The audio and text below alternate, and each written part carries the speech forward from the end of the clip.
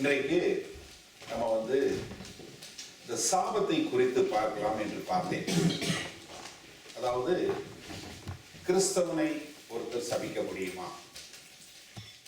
இல்லை நீங்க ஒருத்தரை உங்களை சபிச்சதுனால உங்களுக்கு 3 தலைமுறையா உங்களுக்கு சாபம் வருது. இப்போ கொஞ்சம் பேர் என்ன பண்றாங்க, உங்களுக்கு பிரதர் இந்த யாரோ உங்களுக்கு சாபம் வச்சுட்டாங்க, அதனால உங்களுக்கு ஜெனரேஷனல் கர்ஸ் இருக்கு. இப்போ அதுக்குன்னே ஒரு ஊழியங்களும் இருக்கு. உங்களுடைய பழைய தலைமுறை உங்களுக்கு மேல உள்ள சத்தம் கூட இருக்கு. ஊழியம் இது இல்லை குறைக்கணும். உங்களுக்கு அந்த சாபங்களை குறைக்கிறோம், அந்த சாபத்தை எடுக்கிறோம் அப்படி இப்படின்னு சொல்லி. முதல்ல நம்ம கிறிஸ்தவர்களாகிய நமக்கு ஒரு ஞானம் வேண்டும். அதாவது என்ன, சாபம் உங்களை மேற்கொள்ளாது. நீங்க கிறிஸ்துவுக்குள்ள இருந்தீங்கன்னா சாபம் உங்களை மேற்கொள்ளவே கொள்ளாது. ஏன்னா இவங்க சொல்றது பூரா எதுல இருந்து எடுத்து சொல்லுவாங்கன்னா, யாத்திராகமம் 20வது அதிகாரத்துல 5வது வசனத்தை எடுத்து வச்சுதான் உங்களுக்கு சொல்லுவாங்க. இந்த மாதிரி ஆண்டவர் சொல்லியிருக்காரு, 3-4வது தலைமுறை மட்டும் உன்னை நான் விசாரிப்பேன்னு சொல்லியிருக்காரு, அது வரத்தானே செய்யும் அப்படின்னு சொல்லி. முதல்ல நல்லா தெரிஞ்சுக்கோங்க, நீங்க பழைய ஏற்பாட்டுல இல்லை, நீங்க புதிய உடன்படிக்கையின் ஊழியக்காரர்கள். புதிய உடன்படிக்கையின் ஊழியக்காரர்கள். இப்போ ஊழியக்காரங்கிறது வேற தனி ஆள் கிடையாது. நம்ம எல்லாருமே ஊழியக்காரங்க. நீங்களும் ஊழியக்காரன் தான், நானும் ஊழியக்காரன். நம்ம எல்லாருமே புதிய உடன்படிக்கையில் எல்லாருமே ஊழியக்காரன். இப்போ நீங்க ஒரு ஒரு ஒரு தவறான எண்ணம் என்ன ஆயிடுச்சு, ஒருத்தர் எனக்கு சாபம் விட்டுட்டாருன்னா நீங்க ஒண்ணுமில்லாம போயிருவீங்க. உங்களை யாராலையும் சபிக்க முடியவே முடியாது. நல்லா தெரிஞ்சுக்கணும், ஒரு கிறிஸ்தவனை யாராலும் சபிக்கவே முடியாது. அதாவது முதல்ல நம்ம இன்னைக்கு பார்க்கறோம், நமக்கு ஒரு கொஞ்சம் டீட்டெயிலா எடுத்து பார்ப்போம். முதல்ல ஆதாம் தவறு பண்ண உடனே ஆண்டவர் ஆதாம் கடிந்து கொண்டுட்டு சபிக்கிறாரு. யாரை சபிக்கிறாரு? சாத்தானையும் பூமியை சபிக்கிறாரு. ஆதாம் நிமித்தம் எதை சபிக்கிறாரு? பூமியை சபிக்கிறாரு, ஆதாம சபிக்கிறார். நல்லா தெரிஞ்சு கொள்ளுங்க. சாத்தானை சபிக்கிறாரு, இந்த மாதிரி நீ வஞ்சிச்சுட்ட அப்படின்னு சொல்லி சாத்தான் சபிக்கப்படுறான், பூமி சபிக்கப்படுது. அதோட சரிய ஒழிய மனுஷனை சபிக்கிறார்.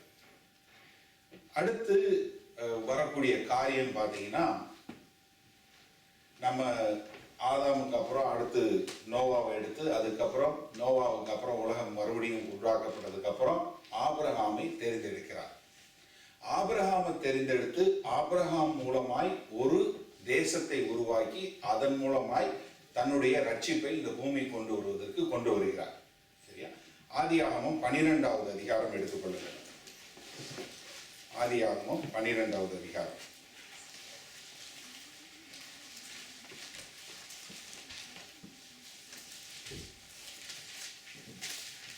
2வது 3வது வசனம். ஆதியாகமம் 12:2-3.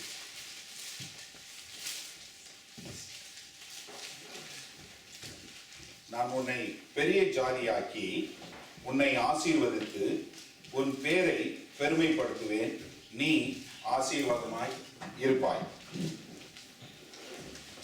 உன்னை ஆசீர்வதிக்கிறவர்களை ஆசீர்வதிப்பேன். உன்னை ஆசீர்வதிக்கிறவர்களை ஆசீர்வதிப்பேன், உன்னை சபிக்கிறவனை சபிப்பேன், பூமியில் உள்ள வம்சங்கள் எல்லாம் உனக்குள் ஆசீர்வதிக்கப்படும் என்றார். அதாவது உன்னை ஆசீர்வதிக்கிறவர்களை நான் ஆசீர்வதிப்பேன், உன்னை சபிக்கிறவர்களை நான் சபிப்பேன். இப்ப நீங்க நல்லா தெரிஞ்சுக்கோங்க, உங்களை ஆசீர்வதிச்சாங்கன்னா அவங்க ஆசீர்வாதமா இருப்பாங்க, உங்களை சபிச்சாங்கன்னா யாருக்கு சாபம் வரும்? வசனம் தானே பாசிங்க, எவ்வளவு யோசிக்கிறீங்க? யார் உங்களை சபிக்கிறாங்களோ அவங்களுக்கு தான் சாபம் வரும், உங்களுக்கு இல்லை.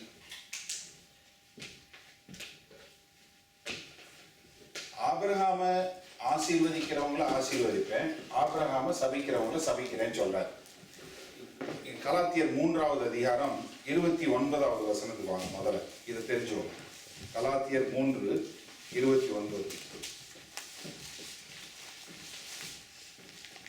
நீங்கள் கிறிஸ்துவினுடையவர்களானால், யாரு? நீங்க கிறிஸ்தவனா இருந்தா ஆபிரகாமின் சந்ததியாயும் வாக்குத்தத்தத்தின்படி சுதந்திரராயும் இருக்கிறீர்கள். நீங்க கிறிஸ்தவனா ஆனீங்கன்னா ஆபிரகாமுக்கு என்ன ஆசீர்வாதம் கொடுக்கப்பட்டதோ அது உங்கள் மேல் வந்து பலிக்கும். இப்ப ஆபிரகாமுக்கு என்ன ஆசீர்வாதம் கொடுத்தாரு? உன்னை ஆசீர்வதிக்கிறவனை நான் ஆசீர்வதிப்பேன், உன்னை சபிக்கிறவன் சபிக்கப்படுவான். இப்ப ஆபிரகாமுடைய சந்ததியாகிய நீங்கள், ஏன்னா நீங்க கிறிஸ்துக்குள்ள இருந்தீங்கன்னா ஆபிரகாமுடைய சந்ததி, நீங்க ஆபிரகாமுக்குரிய பிள்ளைகளா மாறிடுறீங்க. இப்ப உங்களை ஆசீர்வதிச்சா யார் ஆசீர்வதிக்கப்படுவா? அவங்களும் ஆசீர்வதிக்கப்படுவாங்க. உங்களை சபிச்சா யார் சபிக்கப்படுவா? அவங்கதான் சபிக்கப்படுவாங்க. நல்லா தெரிஞ்சு கொள்ளுங்க. ஏன்னா நிறைய சமயங்கள்ல வந்து நமக்கு வந்து புரிஞ்சு கொள்றதே இல்லை. இந்த தலைமுறையா உங்களுக்கு வரக்கூடிய காரியம் இருக்கு. உங்களுக்கு வந்து போன பரம்பரையில வந்து யாரோ சாபம் வச்சுட்டாங்க, எங்க பரம்பரையில இந்த மாதிரி வருது, அது நிறைய பேர் வந்து சொல்லுவாங்க. உடனே வந்து உங்க வீட்டுல தகடு இருக்கு, உங்க வீட்டுல படம் இருக்கு, உங்க வீட்டுல பூதம் இருக்கு, இப்படி நிறைய பேர் வந்து சொல்லுவான். நல்லா தெரிஞ்சவங்க. ஏங்க உங்க வீட்டுல வச்சிருக்க தகடை மீறி ஆசீர்வதிக்க முடியல, அவர் என்ன ஆண்டவர்? உங்க வீட்டுல சாம்பல் வச்சிருக்கான், உங்க வீட்டுல படம் வச்சிருக்கான், அதை மீறி ஆசீர்வதிக்க முடியாதா? நம்ம என்ன கிறிஸ்தவங்களுக்கே இந்த ஞானமே வரமாட்டேங்குது? யோசிச்சு பாருங்க. எங்க ஆண்டவரால உங்களால ஆசீர்வதிக்க முடியாதா? ஏன்னா நீங்க என்னைக்கு வந்து ஐயோ என் மேல சாபம் வந்துருச்சுன்னு சொன்னீங்கன்னா அப்பதான் வரும். நல்லா புரிஞ்சுக்கோங்க. உங்க வீட்டுக்குள்ள கதவை திறந்து நீங்க யாரை விடுறீங்களோ அதுதான் வரும். கதவை திறந்து விட்டுட்டு நாய் வருதுன்னு சொன்னா நாய்களோட குற்றம் கிடையாது, திறந்த உங்களோட மேலதான் குற்றம். நீங்க கிறிஸ்தவங்களாக உங்களுக்கு புரிந்து கொள்ளணும். ஏன்னா உங்களை சபிக்க முடியாது. உங்களுக்கு எல்லாருக்கும் இந்த கதை தெரியும். நீங்க போய் எடுத்து நல்லா வீட்டுல போய் வாசிச்சு பாருங்க. என்னாகமம் 22வது அதிகாரம் 23வது அதிகாரத்துல நம்ம வந்து பாலம் அவனை கூட்டு வர்றாங்க. அவனை கூட்டு வந்து அவன் யாரு? இதுக்காக உள்ள ஒரு ப்ரொஃபஷனல். அவர் வந்து தொழிலே தான் என்ன, அவர் யாரையாவது சபிப்பாரு இல்லைன்னா ஆசீர்வதிப்பார். அதுதான் அவர் இருக்காரு. அவரை சபிக்கிறதுக்காக கூட்டு வர்றாங்க. அவர் கூட்டு வந்து இஸ்ரவேல் தேச மக்களை பார்க்க சொல்றாங்க, பார்த்து சபிக்க சொல்றாங்க. முதல் தடவை பார்க்கிறாரு, ஆசீர்வாதமா சொல்லிடுறாரு. ரெண்டாவது தடவை சொல்றாரு, ஆசீர்வதிச்சுறாரு. மூணாவது தடவை பார்க்கிறார், மூணாவது ஆசீர்வதிச்சுறாரு. அவரால் சபிக்கவே முடியல. என்னாகமம் 24வது அதிகாரத்துல 1வது வசனத்துல என்ன சொல்றாரு? கர்த்தர் ஆசீர்வதித்ததை நான் சபிக்க முடியாது. எப்படி? கர்த்தரால் ஆசீர்வதிக்கப்பட்ட ஒருத்தனை என்னால சபிக்க முடியாது என்பதை பழைய உடன்படிக்கையிலே ஒருத்தனுக்கு தெரியும். ஆனா நீங்க யாருங்க? ஆண்டவராகிய இயேசு கிறிஸ்துவின் ரத்தத்தினால மீட்கப்பட்ட புதிய உடன்படிக்கையின் ஊழியக்காரர்கள். அப்போ உங்க மேல யாராவது சாபம் ஏவ முடியுமா? அப்படி யாராவது ஒரு ஊழியக்காரனோ இல்ல யாரோ ஒரு போதகரை சொன்னானா அது அவனுடைய முட்டாள்தனத்தை தான் காட்டுதே ஒழிய அது வேத வசனத்தின் அடிப்படையில கிடையவே கிடையாது. தயவு செஞ்சு புரிஞ்சுக்கோங்க. இதை கலாத்தியர் 3வது அதிகாரத்துல 13வது 14வது வசனத்தை பாருங்க. மரத்திலே தூக்கப்பட்ட எவனும் சபிக்கப்பட்டவன் என்று எழுதியிருக்கிறபடி கிறிஸ்து நமக்காக சாபமாகி. இப்ப யாரு உங்களுக்காக சாபமானா? கிறிஸ்து உங்களுக்காக சாபமாகி நியாயப்பிரமாணத்தின் சாபத்திற்கு நம்மை நீங்களாக்கி மீட்டுக் கொண்டார். நல்லா கவனிங்க. உங்க முன்னாடி சாபம் இருக்கு, ஆசீர்வாதம் இருக்கு. உபாகமம் 30வது அதிகாரம் 19வது வசனம் சொல்லுது, உங்க முன்னாடி ஆசீர்வாதத்தையும் சாபத்தையும் வச்சிருக்கேன், உங்க முன்னாடி வாழ்வும் மரணமும் இருக்கு. ஆனா மகனே, நீ வாழ்வை தெரிந்து கொண்டு பூமியில் அநேக நாட்கள் வாழு அப்படின்னு ஆண்டவர் சொல்லி கொடுக்கிறார். இப்ப என் முன்னாடி வந்து என்ன இருக்கு? வாழ்வு, மரணம், சாபம், ஆசீர்வாதம். இப்ப ஆண்டவர் என்ன சொல்றாரு? உனக்கு முன்னாடி உள்ள சாபத்துக்கு அவர் நீங்களாக்கி உன்னை மீட்டு கொண்டார். இப்ப உங்ககிட்ட என்ன மிச்சம் இருக்கும்? உங்ககிட்ட இருந்து சாபத்தை எடுத்துட்டா இது இவ்வளவு கஷ்டமான உங்களுக்கு புரியுறதுக்கு. பள்ளிக்கூடத்துல 2வது வகுப்பு பயணி சொன்னாலே ஈஸியா சொல்லிடுவான். உங்க முன்னாடி சாபமும் ஆசீர்வாதம் இருக்கு, சாபத்தை அவர் எடுத்துக்கிட்டாரு. அப்ப உங்கள்ட்ட என்ன மிச்சம் இருக்கும்? ஆசீர்வதிக்கப்பட்ட மக்கள் நீங்க. உங்களை சபிக்க முடியாது. எது நியாய பிரமாணத்திற்குரிய சாபங்கள் எல்லாவற்றையும் மீட்டு கொண்டார். நீங்க நல்லா கவனிங்க. உபாகமம் 28வது அதிகாரத்துல முதல் 14 வசனங்கள் பூரா ஆசீர்வாதம். அந்த ஆசீர்வாதத்துக்கு என்ன கண்டிஷனு? நீ கர்த்தருடைய வார்த்தையை கேட்டு கீழ்ப்படிந்து நடந்தால் இந்த காரியம் எல்லாம் உன் வாழ்க்கையில வாய்க்கும். 15வது வசனத்திலிருந்து 68வது வசனம் வரைக்கும் உள்ள 54 வசனமும் நீ கீழ்ப்படியிலேனா உனக்கு இந்த சாபம் எல்லாம் வரும்னு சொல்லி அந்த சாபம் ஒன்னொன்னா எழுதப்பட்டிருக்கு.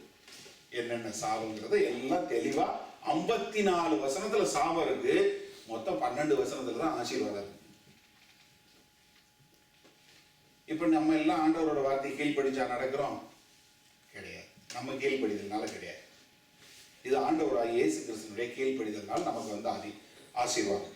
ரோமர் 5வது அதிகாரத்துல நீங்க போய் எடுத்து வாசிச்சு பார்த்தீங்கன்னா 14வது வசனத்துல இருந்து 20வது வசனம் வரைக்கும் சொல்லும் போது ஒரு மனிதனுடைய பாவ மீறுதலினால் எப்படி நமக்கு மரணம் வந்ததோ அதே போல ஒருவருடைய கீழ்ப்படிதனால் நமக்கு நியாய பிரமாணமும் நமக்கு நீதியும் சரி கட்டப்பட்டது அப்படிங்கிறது தெளிவா எழுதி கொடுத்திருக்கு.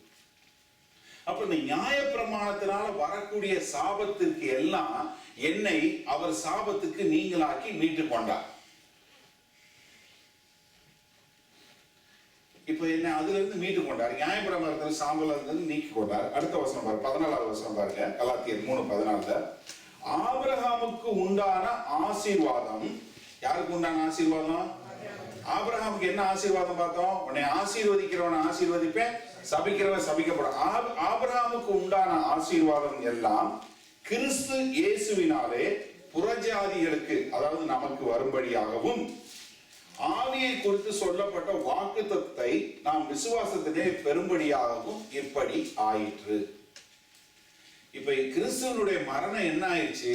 நம்மள ஆபிரகாமின் சந்ததியா கொண்டு போய் சேர்த்தது மாத்திரமல்ல, அவரு நமக்காக அவர் சாபமாகி அவர் நம்மை சாபத்திலிருந்து மீட்டு கொண்டு உங்களை ஆசீர்வாதத்தின் பிள்ளையாக மாற்றிவிட்டார். அப்போ உங்க மேல ஒருத்தன் வந்து சாப ஏவனான்னா அது வரவே வராது. நான் இந்தியாவில் இருக்கும்போதும் ஒரு நிறைய பில்லிசோனியம் இந்த மாதிரி விச் கிராஃப்ட் பண்றவங்க ஒருத்தரை போய் பார்த்தேன். அப்ப பார்க்கும்போது அப்ப அவர்கிட்ட பேசிட்டு இருக்கும்போது வேற ஒருத்தர் நண்பர் போனாரு. நான் அப்ப கூட போயிருந்தேன். அப்ப போகும்போது கேட்கும்போது அவர் சொன்னாரு, இந்த மாதிரி பேசிட்டு போய் சொன்னாரு. ஒருத்தவங்க வந்து கேட்க வரும்போது அவங்கள்ட்ட சொன்னாரு, நீங்க ஒரு கிறிஸ்தவனா இருந்தா உங்க மேல இது ஏவி விட முடியாது. எப்படி? அதாவது ஒரு சாபம் பண்ற மாந்திரீகம் பண்ற ஒருத்தனுக்கு தெரியுது ஒரு கிறிஸ்தவன் மேல சாபம் ஏற்ப முடியாதுன்னு. ஆனா கிறிஸ்தவனுக்கு தெரிய மாட்டேங்குது.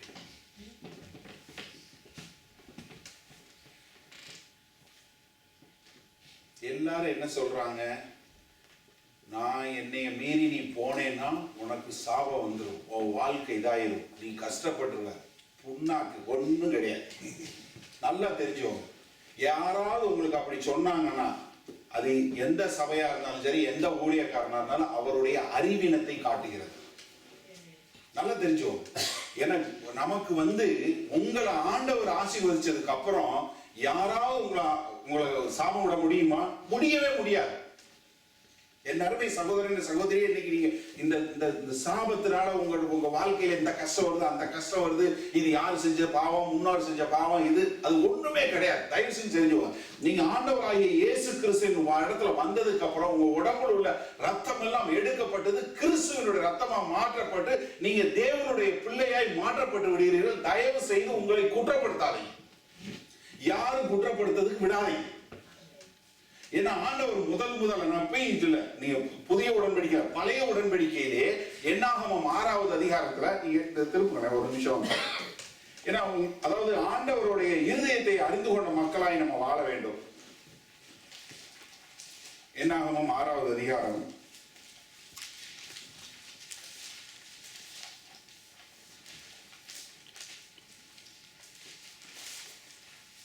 22வது வசனம். சரியா? என்னாகும் 6:22.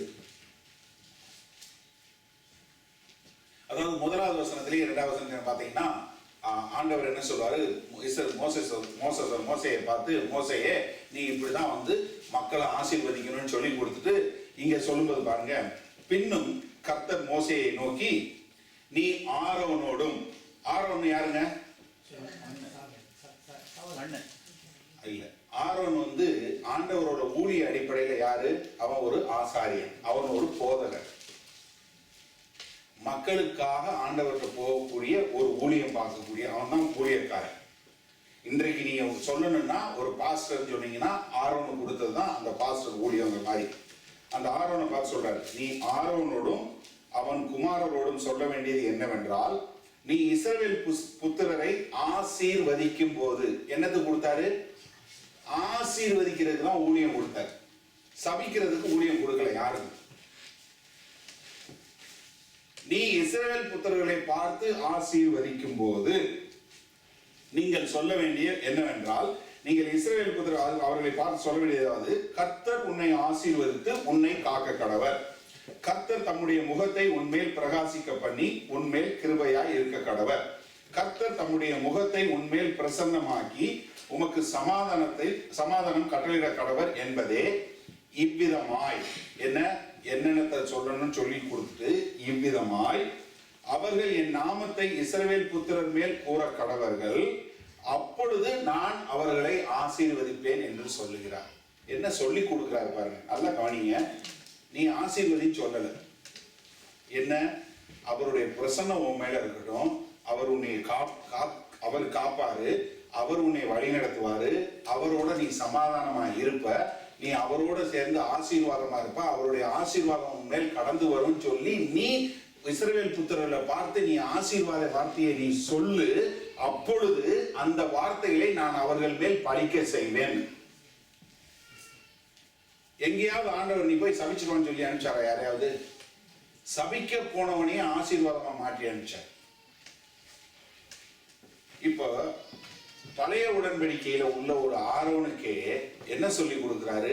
நீ அவங்கள ஆசீர்வதி. அப்ப புதிய உடன்படிக்கையில இருக்கிற நமக்கு எப்படி ஒரு காரியம் இருக்கணும்னா, நம்மளும் மற்றவர்களை ஆசீர்வதிக்க கூடியவர்களாய் தான் இருக்கணும். வேத வசனத்துல சொல்லுது ஒரு வார்த்தை, 1 பேதுரு 3வது அதிகாரம் 8வது 9வது வசனம் பாருங்க. நீங்க எதுக்காக அழைக்கப்பட்டீங்கன்னு சொல்லி ரொம்ப தெளிவா இருக்கு. நீங்க உங்களை ஆண்டவர் எதற்காக அழைத்தார் என்பதை இந்த 1 பேதுரு 3வது அதிகாரம் 8வது 9வது வசனம் ரொம்ப அழகா சொல்லி கொடுக்குது. உங்களை எதுக்காக நீங்க அழைக்கப்பட்டிருக்கீங்க, சரியா? நல்ல கவனிங்க. ஏன்னா இதுல நிறைய வசனம் இருக்கு, அதனாலதான் நான் கொஞ்சம் அவசரமா சொல்லி கொடுக்குறேன். ஏன்னா நீங்க முழுமையா தெரிஞ்சு கொள்ளணும். நீங்க இந்த சபையை விட்டு நீங்க போகும்போது நீங்க ஆண்டவரோட பிள்ளையா போகணும்.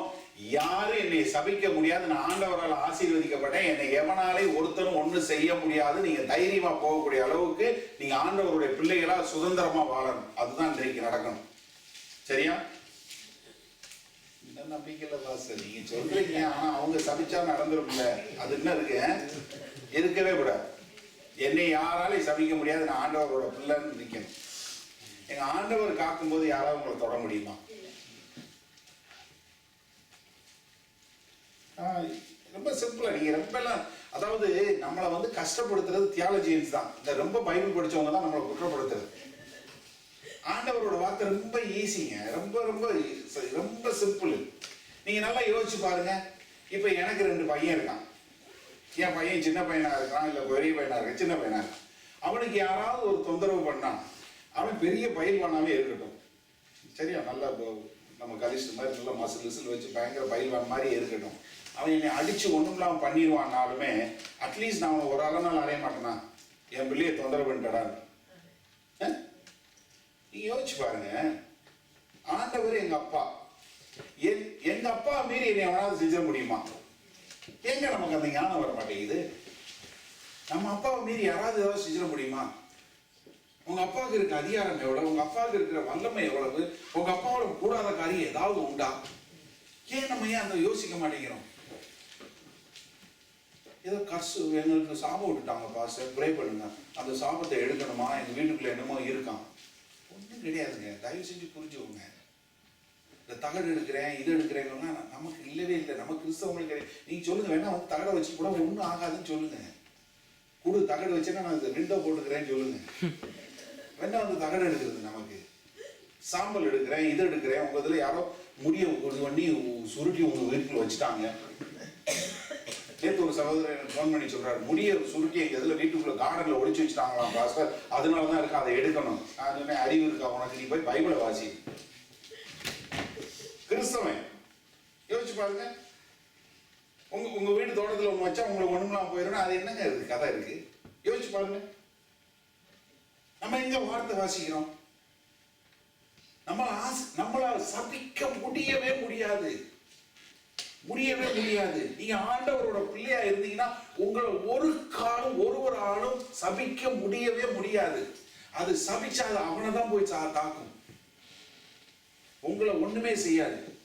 பாருங்க, 1 பேதுரு 3வது அதிகாரம் 8வது சொல்றாங்க, மேலும் நீங்கள் எல்லோரும் ஒருமனப்பட்டவர்களும் இரக்கமுள்ளவர்களும் சகோதர சிநேகிதம் உள்ளவர்களும் மன உருக்கம் உள்ளவர்களும் இணக்கம் உள்ளவர்களுமாய் இருந்து தீமைக்கு தீமையையும் உதாசனத்துக்கு உதாசனத்தையும் சரி கட்டாமல் அதற்கு பதிலாக நீங்கள் ஆசீர்வாதத்தை சுதந்திரித்துக் கொள்ளும்படி அழைக்கப்பட்டிருக்கிறீர்கள் என்று அறிந்து சபியுங்கள். Praise the Lord. 4 பேர் முடிச்சது கேட்டிருக்கீங்க. என்ன? இதை அறிந்து நீங்க மற்றவர்களை ஆசீர்வதிங்க. தீமைக்கு தீமை, உதாசீனத்துக்கு உதாசீனம் கிடையாது. நீ என்ன பண்ணு? ஆசீர்வாதம் பண்ணு. எது அறிந்தாதான் நீங்க ஆசீர்வதிக்க முடியும். அதனாலதான் உங்க பிள்ளைகளை நீங்க ஆசீர்வதிக்கணும்னு சொல்றது. நீங்க உங்க கணவன் மனைவியை ஆசீர்வதிக்கணும், மனைவி கணவனை ஆசீர்வதிக்கணும், பிள்ளைகளை ஆசீர்வதிக்கணும்னு சொல்றது காரணம் இதுதான். அவனுக்கு ஒண்ணும் தெரியாது, என் ஒய்ஃபுக்கு ஒண்ணும் தெரியாது, அவங்களுக்கு ஒண்ணும் தெரியாது, அவனுக்கு ஒண்ணும் தெரியாது, நீ எப்ப பாரு இப்படிட்டாங்க. என்னைக்கு மாறாது. ஏன்னா நீங்க வாயில தான் சொல்லிட்டு இருக்கீங்க. நீதிமொழிகள் 18:29 சொல்லுது, மரணமும் ஜீவனும் நாவின் அதிகாரத்துல இருக்கு. நீங்க என்ன சொல்றீங்களோ அதை தான் நீங்க பூசிப்பீங்க. யோசிச்சு பாருங்க, நம்ம எத்தனை பேர் நம்ம கணவன்மார்கள்லாம் யோசிப்போம். எத்தனை பேர் உங்க மனைவியை பத்தி, என் மனைவிக்கு எல்லாம் தெரியும் யார்கிட்டயாவது சொல்லி இருக்கீங்க? சொல்லவே மாட்டாங்க. அவங்களுக்கு ஒண்ணுமே தெரியாது. அவங்களுக்கு ஏடிஎம் கார்டு கூட போட தெரியாது, அவங்களுக்கு பேங்க் தெரியாது, அவங்களுக்கு ஒண்ணுமே தெரியாது. நம்ம அவங்களுக்கு சொல்லியும் கொடுக்கறது இல்லை, அது அவங்களுக்கு ஒண்ணும் தெரியாது. அப்ப எப்படி என்னைக்கு தெரியும்? அவங்களுக்கு என்னைக்குமே தெரியாது. ஏன்னா உங்களை அறிந்து ஆசீர்வதிக்கக்கூடிய காரியத்துக்கு உங்களை அழைத்திருக்கேன்னு எனக்கு சொல்கிறார் ஆண்டவர். அப்ப நீங்க அழைக்கப்பட்டது எதற்காகனா ஆசீர்வதிக்கிறதுக்காக அழைக்கப்பட்டிருக்கீங்க, சபிக்கிறதுக்காக இல்லை. ஏன்னா இது ஊழியக்காரன்னா உங்களும் அடங்கும். நம்ம எல்லாரும் புதிய உடன்படிக்கையினோட ஊழியக்காரன் நம்ம எல்லாரும் தான். நம்ம எல்லாருக்குமே இது பொருந்தும். நம்ம சபிக்கிறதுக்கு இல்லை. நீங்களும் யாரையும் சபிக்காதீங்க, உங்களையும் யாரும் சபிக்க முடியாது. மத்தேயு 5வது அதிகாரம் ஆண்டவராகிய இயேசு கிறிஸ்து இதை குறித்து என்ன சொல்றாரு பார்ப்போம். மத்தேயு 5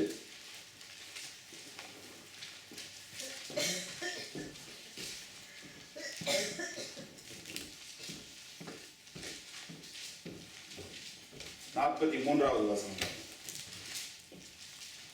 உனக்கு அடுத்தவனை சிநேகித்து உன் சத்துருவை பகைப்பாயாக என்று சொல்லப்பட்டதை கேள்விப்பட்டிருக்கிறீர்கள். இது எங்க சொல்லியிருக்கு? பழைய உடன்படிக்கையில சொல்லப்பட்டிருக்கு. இப்ப ஆண்டவர் என்ன சொல்றாரு? நீ கேள்விப்பட்ட என்ன? உன்னை நேசிக்கிறவனை நீ செய், உனக்கு பகைக்கிறவனை நீ பகைச்சிரு அப்படின்னு சொல்லி கேள்விப்பட்டிருக்கீர்கள். நான் உங்களுக்கு சொல்லுகிறேன், உங்கள் சத்துருக்களை சிநேகியுங்கள், உங்களை சபிக்கிறவர்களை ஆசீர்வதியுங்கள். இத பாருங்க, உங்களுக்கு இன்னொரு ஊழியம் கொடுக்கிறார் ஆண்டவர். உங்களை யாராவது சபிச்சாங்கன்னா அவங்களை நீங்க ஆசீர்வதிச்சு வந்துட்டு, பாஸ்டர் என்னை இந்த மாதிரி அந்த பாஸ்டர் சபிச்சிட்டாரு, இல்ல அவர் சபிச்சிட்டாரு, இவர் சபிச்சிட்டாருன்னா அது ஒண்ணுமே ஆகாது. அவர் சபிச்சாருன்னா அவர் தான் வீணா போயிடுவார். அது யாரா இருந்தாலும் சரி. உங்களை யாராவது சபிச்சா யார் வீணா போவா? அவர் தான் வீணா போவார். வசனம் தெளிவா இருக்கு. நம்மள என்ன சொல்லியிருக்காரு? உங்களுக்கு சொல்கிறேன், உங்கள் சத்துருக்களை சிநேகியுங்கள், உங்களை சபிக்கிறவர்களை ஆசீர்வதிங்கள், உங்கள் பகைக்கிறவர்களுக்கு நன்மை செய்யுங்கள், உங்களை நிந்திக்கிறவர்களுக்காகவும் உங்களை துன்பப்படுத்துகிறவர்களுக்காகவும் ஜெபம் பண்ணுங்கள். இப்படி செய்வதனால் நீங்கள் பரலோகத்தில் இருக்கிற உங்கள் பிதாவுக்கு புத்திரராய் இருப்பீர்கள். அவர் தீயோர் மேலும் நல்லோர் மேலும் தமது சூரியனை உதிக்க பண்ணி நீதியுள்ளவர்கள் மேலும் அநீதியுள்ளவர்கள் மேலும் மழையை பெய்ய பண்ணுகிறார். உங்களை சிநேகிக்கிறவர்களே நீங்கள் சிநேகிப்பவர்களானால் உங்களுக்கு பலன் என்ன? ஆயக்காரரும் அப்படி செய்கிறார் அல்லவா? உங்கள் சகோதரரை மாத்திரம் வாழ்த்துவீர்களானால் நீங்கள் விசேஷித்து செய்கிறது என்ன? ஆயக்காரரும் அப்படி செய்கிறார்கள் அல்லவா? ஆகையால் பரலோகத்தில் இருக்கிற உங்கள் பிதா பூரண சற்குணராய் இருக்கிறது போல நீங்களும் பூரண சற்குணராய் இருக்க கடவீர்கள். ஆமென். ஆண்டவர் என்ன சொல்றாரு? அடிப்படையில நீ ஒரு கிறிஸ்தவனா இருக்கணும்னா நீ உன்னைய எதிர்த்து பேசுறவங்கள, உன்னை பகைக்கிறவர்களை நேசி. முதலாவது என்ன சொல்றாரு? உனக்கு எதிராக பேசுறவங்க, உனக்கு சத்துருக்களை நீ நேசி. ரெண்டாவது, அவங்க உன்னை மேல இது சொல்றவா கெட்ட வார்த்தைகளோ சாபமான வார்த்தைகளோ சொன்னா நீ அவங்கள ஆசீர்வதி. யாருக்கு? நீங்க ஒரு கிறிஸ்தவனா வாழணும். ஊழியக்காரங்கிறத விட்டுருங்க, ஒரு நிமிஷம் மறந்துருங்க. யாரு? நீங்க ஒரு கிறிஸ்தவனா இருக்கணும்னா இதை செய்ய சொல்லி சொல்ற. எப்படி? உனக்கு எதிராக வர்றவங்கள நீ ஆசீர்வதி, நீ அவங்க சாவ விட்டாலும் அவங்க ஆசீர்வதி, நீ பகையற சிநேகிதின்னு சொல்லி. இப்போ நீங்க ஒரு கிறிஸ்தவர், உங்க சபையில நீங்க ஏதோ ஒரு சபைக்கு போறீங்க, இல்ல யாரோ ஒரு பாஸ்டர் உங்க மேல ஒரு தவறான வார்த்தை சொல்றாரு வைங்க. அப்போ அவர் முதல்ல கிறிஸ்தவனா? பிற எப்படி அவர் ஊழியக்காரனா இருக்க முடியும்? ஒருத்தரை சபிக்கிறவர் எப்படி ஊழியக்காரனா இருக்கும்? நல்லா சிந்திச்சு பாருங்க. ஒரு ஒரு அடிப்படை என்ன? நீங்க உங்களுக்கு எதிராக பேசுறவங்கள, உங்களை பகைஞரா இருக்கிறவங்கள, உங்களை சபிக்கிறவங்கள நீங்க ஆசீர்வதின்னு சொல்லும் போது ஒரு அடிப்படையிலே அப்படி இருக்கணும்னா ஒரு ஊழியக்காரனா இருந்தா உங்களை பத்தி தவறா பேசுறாங்கன்னா நீங்க என்ன பண்ணணும்? அவங்கள ஆசீர்வதிக்கிறவங்களா இருந்தாதான் நீங்க முதல்ல கிறிஸ்தவன், அதுக்கப்புறம் தான் ஊழியக்காரன். அப்ப நீங்க ஒருத்தர் ஆசீர்வதிச்சு அவங்கள அந்த மாதிரி வாழணுங்கிறது மிக மிக முக்கியமான காரியம். சிலர் என்ன செய்வாங்கன்னா, இந்த ரொம்ப அதிகமா பிரசங்கம் பண்றது இந்த மல்கியா புஸ்தகம் 3வது அதிகாரத்துல இருந்து எடுத்து நீங்க சபிக்க, ஆண்டவர் உங்களை சபிச்சிட்டாரு, ஏன்னா நீங்க தசம பாகம் கொடுக்கல. எப்படி? தசம பாகம் கொடுக்கலன்னா நீங்க சபிக்கப்பட்டவர்கள். மல்கியா புஸ்தகம் யாருக்கு எழுதப்பட்டது? ஊழியக்காரனுக்கு எழுதப்பட்டது. ஹலோ, அது பாஸ்டருக்கு எழுதின புஸ்தகம், உங்களுக்கு இல்லை. நல்லா போய் வாசிச்சு பாருங்க. 1வது அதிகாரம், 2வது அதிகாரம், 1வது வசனம், 5வது வசனம், 6வது வசனம், அது பூரா ஊழியக்காரனுக்கு எழுதுனது. ஊழியக்காரன் வாங்கி வச்சுட்டு ஆண்டவருக்கு கொடுக்காம இருக்கிறான், அவனை திக்கி எழுதுனது ஆண்டவர் முதல்ல. 1. 2வது என்ன எழுதினாரு? நீ தசமபாகம் கொடுக்கலன்னா நீ சபிக்கப்பட்டவன்னு சொன்னாரு. இப்போ புதிய உடன்படிக்கையில நமக்கு தசமபாகம் கிடையாது. புதிய உடன்படிக்கையில 100% அவருக்கு தான் சொந்தம். புதிய உடன்படிக்கையில ஒரே ஒரு கட்டுப்பாடு என்னன்னா, நீங்க காசு கொடுக்க வந்தீங்கன்னா சந்தோஷமா கொடுக்கணும். அது மாத்திரம்தான். அளவு முக்கியம் இல்லை. 10% கொடுக்குறீங்களா, 15% கொடுக்குறீங்களா, 1% கொடுக்குறீங்களா, 50% கொடுக்குறீங்களா, 100% கொடுக்குறீங்களான்னு முக்கியம் இல்லை. நீங்க கொடுக்கும் போது சந்தோஷத்தோட ஆண்டவரே என்னை இப்படி ஆசீர்வதிச்சிருக்கீங்க, நான் உங்களுக்கு கொடுக்குறேன் ஆண்டவரேன்னு சொல்லி சந்தோஷமா கொண்டு கொடுக்கறது தான் புதிய உடன்படிக்கையினுடைய ஒரே ஒரு கண்டிஷன். வேற எந்த கண்டிஷனுமே கிடையாது. ஆண்டவர் என்ன சொன்னாரு? ஒரு ஏழை விதவை 1 பைசா போட்டான். அதை பார்த்து என்ன சொன்னாரு? இருக்கிறதுல நீ தான் அதிகம் கொடுத்த. சதம் கிடையாது, 10% கிடையாது, 5% கிடையாது. தசமபாகம் கொடுக்கலன்னா நீங்க யாராவது உங்களுக்கு சாபம் வந்துன்னு சொன்னாங்கன்னா அவங்களுக்கு பக்கம் திருப்பாதீங்க. அது கிடையவே கிடையாது. உங்களை சபிக்க முடியாது, நீங்க சாபத்துல போகவே மாட்டீங்க. ஏன்னா அது தெளிவா இருக்கு. நீ அதை மல்கியா 3வது அதிகாரத்துல இருந்து நீங்க நல்லா வாசிச்சு பாருங்க. அது பழைய உடன்படி, முதலாவது பழைய உடன்படிக்கையில் உள்ளது, 2வது அது ஊழியக்காரனுக்கு உள்ளது, 3வது அது பழைய உடன்படிக்கையில தான். நமக்கு புதிய உடன்படிக்கை என்ன கொடுத்திருக்காரு? நீ அவனவன் தன் இருதயத்தில் என்ன இது பண்ணானோ அதன் மூலமாய் கொடுங்க. அதான் 2 கொரிந்தியர் 9வது அதிகாரத்துல ரொம்ப தெளிவா இருக்கு. நீங்க சந்தோஷமா உங்களுடைய இருதயத்தின் வாஞ்சையின்படி நீங்க கொண்டு கொடுங்க. நீங்க நல்லா யோசிச்சு பாருங்க. இந்த அகில உலகத்தையும் வைத்திருக்கிற ஆண்டவருக்கு நீங்க கொடுக்கிற காசு 10% தான் அவர் வாழ போறாரு. என்ன ஒரு ஞானமே இல்லாம வாழ்றோம் நம்ம. நம்ம எதுக்காக காணிக்க கொடுக்கிறோம்? முதல்ல யோசிச்சு பாருங்க. ஏன் காணிக்க கொடுக்கிறோம்? அறிஞ்சு கொண்டு செய்யணும். சும்மா எல்லாம் 10% கொடுக்குறாங்கன்னு சொல்லிட்டு நம்மளும் வந்து ஐயோ கஷ்டப்பட்டு நானும் இவ்வளோ கடனில் இருக்கிறேன், எப்படி இருந்தாலும் 10% கொடுத்தா ஆண்டவர் காசு கொடுக்குறாரு, அதனால நான் கொடுக்குறேன் அப்படின்னு நல்லா யோசிச்சு பாருங்க. நம்ம சர்ச்சில் நிறைய சின்ன பிள்ளைங்க, நிறைய உதாரணம் சொல்ல முடியும். இப்போ நம்ம அருணேஷோட பிள்ளை அணையல் வாங்கினா இருக்கிறதுலே சின்ன பிள்ளை, இன்னும் ஒரு 15 மாதம் 16 மாதம் ஆகுது. அந்த பிள்ளைக்கு அம்மா அப்பா தான் உலகம், அவங்களுக்கு அவன் தான் உலகம்.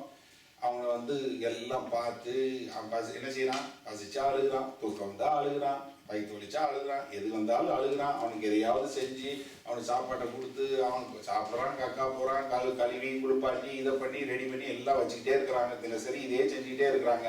அந்த பிள்ளை அவங்க அப்பாவுக்கு என்ன கிஃப்ட் கொடுக்கும்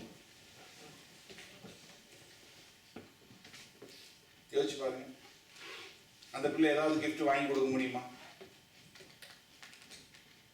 நம்ம இன்னைக்கு ஆண்டவருக்கு ஏதாவது ஒரு பரிசு கொடுக்கணும், என்ன எடுத்துட்டு போக முடியும்? நீங்க சொல்லுங்க, என்ன பரிசு கொண்டு போய் கொடுத்துட முடியும்? பொருளை ஏதாவது கொண்டு போய் கொடுத்தா இதாயிருமா? இந்த நோட்டு கொண்டு போய் கொடுக்குறீங்களா, இல்லை உங்க தங்கத்தை கொண்டு போய் கொடுக்குறீங்களா? அவர் நடக்கிறதே தங்க தெருவில் தான் நடக்கிறாரு. பரலோகத்தில் காசு வேணுமா? வேண்டாம். நீங்க என்னத்தை நீங்க ஆண்டவர் கொடுத்துட முடியும்? யோசிச்சு பாருங்க. உங்க அன்பை கூறுவதை தவிர்த்து நீங்க பாட்டு பாடணும், அன்பு கூறுவேன்னு, அதுதான் முக்கியம். நீங்க தேவன் மேல பாசமா நேசமா அப்படி அவர் மேல அன்பு செலுத்தக்கூடிய மக்களா அவரோடு இசைந்து வாழ்வதை தான் ஆண்டவர் விரும்புறாரு. ஓசியா புஸ்தகம் 6வது அதிகாரம் 6வது வசனத்துல ரொம்ப தெளிவா இருக்கு. நான் பலிகளை விரும்பல, நான் பலிகளை விரும்பல, எனக்கு காணிக்க வேண்டாம், எனக்கு பலிய விரும்பல, உன்னுடைய அன்பு வேண்டும், உன்னுடைய காணிக்க வேண்டாம், நீ என்னை அறிந்து கொள். அதுதான் ஓசியா 6:6 தான் சொல்றாரு ஆண்டவர். அப்ப நம்ம வந்து இதை எடுத்து வச்சுட்டு நீ வந்து ஆண்டவருக்கு தசமபாகம் கொடுக்கலன்னா நீ சாபத்துல இருக்கிற, நீ இதை செய்யலைன்னா சாபத்துல இருக்கல, நான் போதவர் சொல்றது நீ கேட்கலன்னா சாபத்துல இருக்க, இல்ல அவங்க சொல்றதை கேட்கலன்னா சாபத்துல இருக்கிறேன்னு சொல்றது வந்து வேத வார்த்தைக்கு முரணான காரியங்கள். நன்றாக தெரிஞ்சுக்கோங்க, அது வந்து முழுக்க முழுக்க வேத வார்த்தைக்கு முரணான காரியங்கள். ஆண்டவரால ஆசீர்வதிக்கப்பட்ட உங்களை யாராலையும் சபிக்கவே முடியாது. நீங்க ஆசீர்வதிக்கப்பட்ட மக்கள். எப்படி ஆபிரகாமுக்கு கொடுக்கப்பட்ட ஆசீர்வாதம் உங்க மேல கடந்து வரும்னு ஆண்டவர் சொன்னாரோ அது போல கடந்து வந்தே தான் தீரும். அதுக்கு முன்னாடி வேற எந்த ஒரு இதனாலையும் உங்களை எதுவுமே பண்ணவே முடியாது. ரெண்டாவது 2 தெசலோனியர்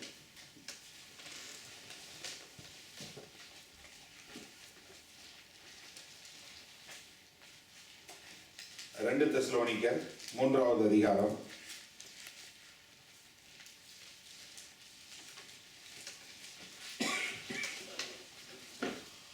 14வது வசனம். அப்போஸ்தலனாகிய பவுல் வந்து எழுதக்கூடிய இந்த நிருபத்தில் என்ன எழுதுறாரு பாருங்க. மேலும் இந்த நிருபத்தில் சொல்லிய எங்கள் வசனத்துக்கு ஒருவன் கீழ்ப்படியாமல் போனால் அவனை குறித்து கொண்டு அவன் வெட்கப்படும்படி அவனோட கலவாதீர்கள். ஆனாலும் யாரு? ஆனாலும் அவனை சத்ருவாக எண்ணாமல். யாரு? மொத்த வார்த்தைக்கு கீழ்ப்படியாம அட்டூழியம் பண்றவனாய் இருந்தாலும் அவனை சத்ருவாக எண்ணாமல் என்ன சகோதரனாக எண்ணி அவனுக்கு புத்தி சொல்லுங்கள். சமாதானத்தின் கர்த்தர் தாமே எப்பொழுதும் சகல விதத்திலும் உங்களுக்கு சமாதானத்தை தந்தருவார்களாக. கர்த்தர் உங்கள் அனைவரோடும் கூட இருப்பாராக. அவனுக்கு புத்தி சொல்லுங்கள் அப்படின்னு சொல்லுது. சகோதரனாக எண்ணி நீங்க ஆங்கில வேதாகமத்தில் எடுத்து வாசிங்கன்னா அவனை ஆசீர்வதிங்கள்னா இருக்கு. எப்படி? அவனை ஆசீர்வதிச்சு அவனை ஆண்டவரோட கொண்டு வந்து சேர்க்கக்கூடிய காரியத்தை செய்யுங்க. இப்ப முதலாவது நீங்க அடிப்படையில தெரிஞ்சு கொள்ள வேண்டியது என்னன்னா, நீங்க ஒரு கிறிஸ்தவனாக இருந்தா உங்களை சாபத்திலிருந்து ஆண்டவராகிய இயேசு கிறிஸ்து மீட்டு கொண்டார். நீங்க உங்களுடைய அப்பா தாத்தா பாட்டி பூட்டன் 3வது பரம்பரை 4வது பரம்பரை 5வது பரம்பரைக்கெல்லாம் சாபம் வரவே வராது. ஆசீர்வாதம் தான் வரும். நீங்க வந்து ஆண்டவராகிய இயேசு கிறிஸ்துவை ஏற்றுக்கொண்ட மாத்திரத்துல நீங்க வந்து என்னவா மாறிடுறீங்க? ஆண்டவருடைய பிள்ளையா மாறிடுறீங்க. எந்த ஒரு சாபமும் உங்களை மேற்கொள்ளாது. ரோமர் 9வது அதிகாரத்துல இன்னொரு அருமையான ஓமானம் கொடுக்கிறார் ஆண்டவர். அதாவது நீங்க வந்து காட்டு ஒலிவ மரத்தினுடைய கிளை உங்களை அங்கிருந்து உடைச்சி எடுத்து கொண்டு வந்து வீட்டில் உள்ள ஒலிவ மரத்துல ஒட்டு வச்சு உங்களை அந்த மரத்தோட சேர்த்து கனி கொடுக்கக்கூடியதா மாத்திட்டாங்க. ஸோ அப்போ அங்கே இருந்த உங்களை இங்கே கொண்டு வந்து ஆண்டவருடைய குடும்பத்தோடு இணைத்து அவர் உங்களை ஆண்டவரோட பிள்ளையா சேர்த்துட்டார். ஏன்னா நமக்கு என்ன வருதுன்னா, ஒரு சோதனை வந்த உடனே இல்லை ஒரு வாழ்க்கையில் ஒரு பிரச்சனை வந்த உடனே நம்ம என்ன நினைக்கிறோம், யாரோ வச்சுட்டாங்க பிரதர். நமக்கு ஒருத்தர் வந்து சொல்லிடுவாங்க. அப்போ உடனே ஏதோ உங்களுக்கு ஒரு பிரச்சனை வருது, உடம்பு சரியில்லாமல் போயிடுது, இல்லை களவு போயிடுது, இல்லை ஏதாவது ஒன்று ஆன உடனே வந்து எனக்கு அப்பவே தெரியும் பிரதர், அந்த 4வது வீட்டில் இதே மாதிரி தான் ஒருத்தர் சிஸ்டர் இந்த மாதிரி தான் பண்ணாங்க. அப்போ உடனே இன்னொருத்தர் வருவார், நீங்கள் டயத்தெல்லாம் கரெக்டாக கொடுக்குறீங்களா, தசமபாலாம் கரெக்டாக கொடுக்குறீங்களா, இந்த பொருள் காணாம போச்சு, காசு காணாம போச்சு, தசமபா கொடுக்கலன்னா சாத்தா காசு அடிச்சிடுவாங்க பிரதர். ஏன்னா கரெக்டாக அப்போ தான் ஆளுங்க வந்து சொல்லுவாங்க. வாழ்க்கை, கிறிஸ்தவ வாழ்க்கை என்பது பிரச்சனை இல்லாத வாழ்க்கை இல்லை, என்ன ஒரு சமாதானத்துடைய வாழக்கூடிய வாழ்க்கை தான் கிறிஸ்தவ வாழ்க்கை. ஆண்டவர் சொல்றாரு, உன்னுடைய நோய்களை எல்லாம் குணமாக்கி நீ ஆசீர்வாதமா இருப்பேன்னு. ஆனா இந்த பக்கத்துல எனக்கே உடம்பு சரியில்லாம இருக்குது, நான் என்ன செய்யறது தெரியாம இருக்குது, இது எனக்கு கொடுக்கப்பட்ட சிலுவை. அதுதான் ஆண்டவர் சொல்றாரு, நீ கடன் வாங்காதிருப்பாய், நீ கடன் கொடுப்பாய், ஆனா நான் இங்க கஷ்டத்துல இருக்கிறேன், இதுதான் எனக்கு கொடுக்கப்பட்ட சிலுவை. நான் ஆண்டவரை துதிக்கிறேன். ஆண்டவரே, எனக்கு நீங்க சொல்றீங்க, ஆனா என் வாழ்க்கையில இந்த மாதிரி இருக்கு, இருந்தாலும் எனக்கு அறியல, நான் உங்களை ஆசீர்வதிக்கிறேன். நீ உன் குடும்பமா சந்தோஷமா ஆடுவ. என் பொட்டாட்டி என்ன விட்டு போயிட்டான், என் பிள்ளை என்ன விட்டு போயிட்டான், இல்லை மனைவி என் கனவு விட்டு போயிட்டான், ஆனாலும் ஆண்டவர் நான் உன்னோட இருக்கிறேன். அதுதான், இதுதான் கிறிஸ்தவ வாழ்க்கையோடைய பிரச்சனை இல்லாத வாழ்க்கை. கிறிஸ்தவ வாழ்க்கை கிடையாது. தயவு செஞ்சு புரிஞ்சு கொள்ளுங்க. ஏன்னா நீங்க உடனே வந்து ஆண்டவர்கிட்ட வந்த உடனே எல்லா பிரச்சனையும் இல்லை, சமாதானம் உண்டாகும். உங்களுக்கும் தேவனுக்கும் ஒரு சமாதானம் உண்டாகும். உங்க வாழ்க்கையில வந்து உங்க வாழ்க்கையை வந்து வேற ஒரு கோணத்துல பார்க்க ஆரம்பிப்பீங்க. ஏன்னா ஆண்டவர் எனக்கு ஏதோ ஒரு காரணத்துக்காக என்னை இதற்குள்ளாய் வழி நடத்தி செல்கிறார். நான் இதன் மூலமாய் யாருக்கு ஆசீர்வாதமாய் இருக்க முடியும், நான் எப்படி ஒரு ஆசீர்வாதமான வாழ முடியும்னு சொல்லி நீங்க அது பார்க்க ஆரம்பிப்பீங்க. ஸோ இங்க வந்து ஆண்டவர் வந்து பழைய உடன்படிக்கையில என்ன சொன்னாரு, நீ ஆசீர்வாத வார்த்தையை சொல்லு, அப்ப நான் ஆசீர்வதிக்கிறேன். ஒரு ஆசீர்வாதமும் ஒரு சாபத்தை கொடுக்கிற பாலக்காலேயே வந்து இஸ்ரவேல் தேச மக்களை, ஒரு குற்றமுள்ள வாழ்க்கை வாழ்ந்த மக்களையே அவனால சபிக்க முடியல. ஸோ உங்களை எல்லா சாபத்திலிருந்து மீட்டு கொண்டார். உங்களை என்ன சொல்லி கூட அழைச்சிருக்காரு, ஆசீர்வதிக்கக்கூடிய ஒரு ஊழியத்தை கொடுத்து அழைத்திருக்கிறார். இதற்காக அழைக்கப்பட்டிருக்கிறீர்கள். வாசிச்சொல்லியா 1 பேதுரு 3:9. எதுக்காக? அடுத்தவர்களை ஆசீர்வதிக்கத்தான் நீங்க அழைக்கப்பட்டிருக்கிறீர்கள், குற்றப்படுத்துறதுக்கே இல்லை. அதே போல மத்தேயு 5வது அதிகாரத்துல பார்த்தது போல, உங்கள் சத்துருக்களா இருந்தாலும் நீங்கள் சிநேகிச்சு அவங்களுக்கு என்ன ஆசீர்வாத வார்த்தைகளை நீங்கள் சொல்ல வேண்டும். இப்ப நீங்க யோசிங்க, ஒரு கிறிஸ்தவன் அடிப்படையில ஒரு கிறிஸ்தவனா இருந்தா நீங்க யாராவது சபிக்க முடியுமா? முடியாது. உங்களை யாராவது சபிக்க முடியுமா? முடியாது. ஏன்னா உங்களை சபிச்சான்னா அந்த சாபம் அவனுக்கு போய் சேர்ந்துடும். ஆனா இப்ப நீங்க அடுத்தவங்களை ஏன் உங்களை ஆசீர்வதிக்க சொல்றாருன்னா, அங்கதான் ஆபிரகாமுடைய ஆசீர்வாதம் கொடுக்கப்பட்டிருக்கு. ஆதியாகமம் 12வது அதிகாரம் 2வது வசனம் என்ன சொல்லுது, உங்களை ஆசீர்வதிக்கிறவர்களை நான் ஆசீர்வதிப்பேன். இப்ப நீங்க உங்களுக்கு ஆசீர்வாதம் வேணும்னா என்ன பண்ணணும், நீங்க அடுத்தாலும் ஆசீர்வதிக்கணும். முடிஞ்சு போச்சு. இப்ப உங்க வாழ்க்கையில ஆசீர்வாதம் குறைவா இருக்குன்னா நீங்க அடுத்தவங்களை பார்த்து பொறாமப்படக்கூடாது, நீ அவங்கள ஆசீர்வதிக்கணும். ஆண்டவரே அவங்களுக்கு இடம் கொள்ளாமல் ஆசீர்வதிங்க. அதெல்லாம் டைலாக் சொல்லுவீங்களே, வானத்தின் பல கனிகளை திறந்து கொடுங்க சாமி அப்படின்னு. என்ன எல்லாரும் சிரம் பண்ணும்போது அதுதான் வானத்தின் பல, அது நம்ம மல்லிகை 3வது அதிகாரத்தில் எடுத்து நம்ம படுத்துற பாடு இருக்குல்ல, அதை எடுத்து நீங்க சொல்லுங்க, வானத்தின் பல கனிகளை திறந்து நீங்க கொடுங்க சுவாமி, இடம் கொள்ளாம ஆசீர்வதிங்கன்னு சொல்லி நீங்க சொல்லுங்க. அப்போ உங்களுக்கு ஆசீர்வாதம் உண்டாகும். அதுக்கு நிறைய உதாரணம் இருக்கு. நீங்க யோபுவின் புஸ்தகம் எடுத்து பார்த்தீங்கன்னா, யோபு வந்து தன்னுடைய நண்பர்களுக்காக ஜெபிக்கிறான். ஆனா ஆண்டவர் யாரை ஆசீர்வதிக்கிறார்? ரெட்டத்தனையா யோபுவை தான் ஆசீர்வதிக்கிறார். எரேமியா தீர்க்கதரிசியின் புஸ்தகம் 29வது அதிகாரம் 7வது வசனத்துல என்ன சொல்றாரு, நான் சிறைப்பட்டு போன பட்டணத்தினுடைய ஆசீர்வாதத்திற்காக நீ ஜெபம் பண்ணு, அங்க சமாதானம் உண்டாகும் போது உனக்கு சமாதானம் உண்டாகும். நீ என்ன சிறைப்பட்டு போன பட்டணத்துக்காக நீ ஜெபி, அப்போது அங்க சமாதானம் உண்டாகும், உனக்கு சமாதானம் உண்டுன்னா உன் சிறையிருப்புக்காக நீ ஜெபம் பண்ணு. நிறைய உதாரணம் நீங்க பாத்தீங்கன்னா எக்கச்சக்கமா பைபிள் பூரா அத்தனை உதாரணம் இருக்கு. என்ன, நீங்க ஆசீர்வாத வார்த்தைகளை சொல்லும் போது உங்களுக்கு ஆசீர்வாதம் உண்டாகும். சோ அப்ப நீங்க ஆசீர்வதிக்கப்பட்டாலு உங்களுக்கு ஆசீர்வாதத்தை கூட்டணும்னா நீங்க அடுத்தவங்களை ஆசீர்வதிங்க. இப்படிப்பட்ட உங்களை எந்த கொம்பனாலையும் உங்களை சபிக்க முடியாது.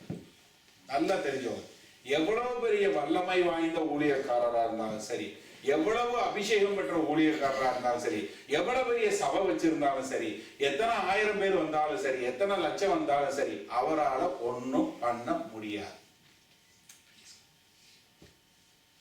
புரிஞ்சுதா? இனி எந்த காலத்திலையும் தயவு செஞ்சு பாஸ்டர் இல்ல பிரதர் எங்களுக்கு யாரோ வச்சுட்டாங்கன்னு சொல்லாது. உங்களுக்கு யாரும் எதுவும் வைக்க முடியாது. ஏன்னா ஆண்டவர் ஏற்கனவே ஆசீர்வதிச்சிட்டார். யாரு என்ன வச்சாலும் உங்களுக்கு ஆசீர்வாதம் தான் வரும். இப்ப உங்களுக்கு யாராவது நீங்க பக்கத்துல இருக்க பார்த்து சொல்லுங்க, உனக்கு ஆசீர்வாதம் வேணுமா, என்னை ஆசீர்வதி. அவ்வளவுதான். ரொம்ப ரொம்ப ஈஸி. அவங்களுக்கு ஆசீர்வாதம் வந்து பக்கத்துல உள்ள ஆசீர்வாதம் பண்ணுங்க. என்ன ராஜா சாப்பிட்டியா, அந்த ஒரு 5 ரூபா கொத்து ரொட்டி வாங்கி சாப்பிடு. அந்த மாதிரி அதான் ஆசீர்வாதம். நீங்க அடுத்தாலும் ஆசீர்வதிங்க, நீங்க ஆசீர்வதிக்கப்பட்டிருப்பீங்க. ஏன்னா அவர் என்ன சொல்றாரு, சகோதரர்களை சிநேகிப்பது ஆயக்காரணம் பண்ணுவான். ஆனா நீங்க அது இப்படி இல்லை.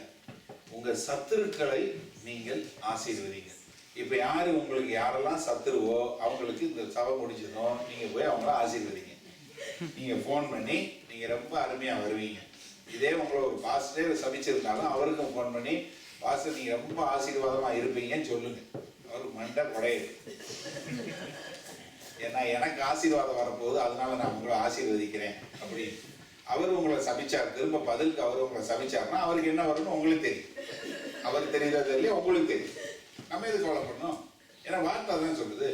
ஏன்னா ஆபிரகாமுடைய ஆசீர்வாதம் வருவதற்காக தான் ஆண்டவர் சிலுவை மரணத்துக்கு போனார். ரொம்ப தெளிவா இருக்கு. சாபங்களை எல்லாம் மீட்டு கொண்டு நம்மளை ஆசீர்வாதத்துக்கு மாற்றி விட்டார்.